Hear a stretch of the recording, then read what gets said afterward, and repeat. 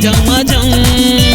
जटा माँ गंगा मैया विराजे चंदा चमके चमचम। जटा माँ गंगा मैया विराजे चंदा चमके चमचम। बोला ओम नमः शिवाय, बोला ओम नमः शिवाय, बोला ओम नमः शिवाय, बोला ओम नमः शिवाय।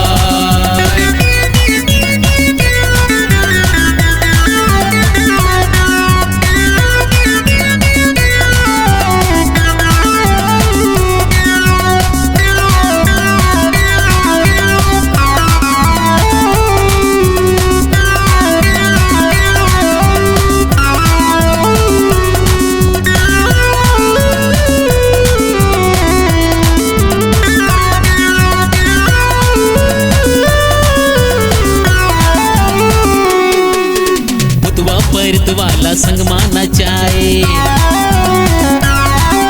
सांपे टोमी के माला बनाए। भुतवा परत वाला संग माना चाहे, सांप टोमी के माला बनाए। नंदी बैला नाचे छम। जटा माँ गंगा मैया विराजे चंदा चमके चमचम। जटा माँ गंगा मैया विराजे चंदा चमके चमचम। बोला ओम नमः शिवाय, बोला ओम नमः शिवाय, बोला ओम नमः शिवाय, बोला ओम नमः शिवाय।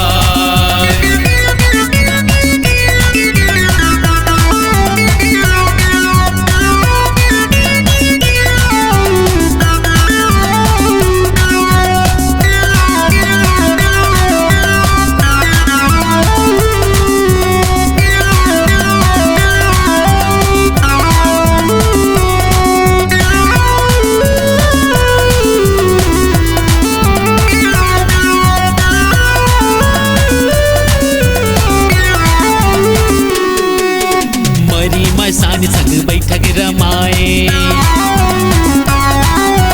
राखे भभूतला अंगमा लगाए। मरी मसानी संग बैठक रमाए।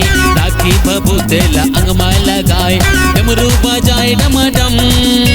जटा माँ गंगा मैया विराजे चंदा चमके चमचम। जटा माँ गंगा मैया विराजे चंदा चमके चमचम। बोला ओम नमः शिवाय, बोला ओम नमः शिवाय, बोला ओम नमः शिवाय, बोला ओम नमः शिवाय। डम डम डम डम डमरू बाजे। डम डम डम डम डमरू बाजे। गांजा पिए झमाझम। डम डम डम डम डमरू बाजे। गांजा पिए झमाझम। जटा माँ गंगा मैया विराजे चंदा चमके चमचम। जटा माँ गंगा मैया विराजे चंदा चमके चमचम। बोला ओम नमः शिवाय, बोला ओम नमः शिवाय, बोला ओम नमः शिवाय, बोला ओम नमः शिवाय, बोला ओम नमः शिवाय, बोला ओम नमः शिवाय, बोला ओम नमः शिवाय, बोला ओम नमः शिवाय। Multi track audio recording studio SAV Sukhdev audio and video studio Masturi.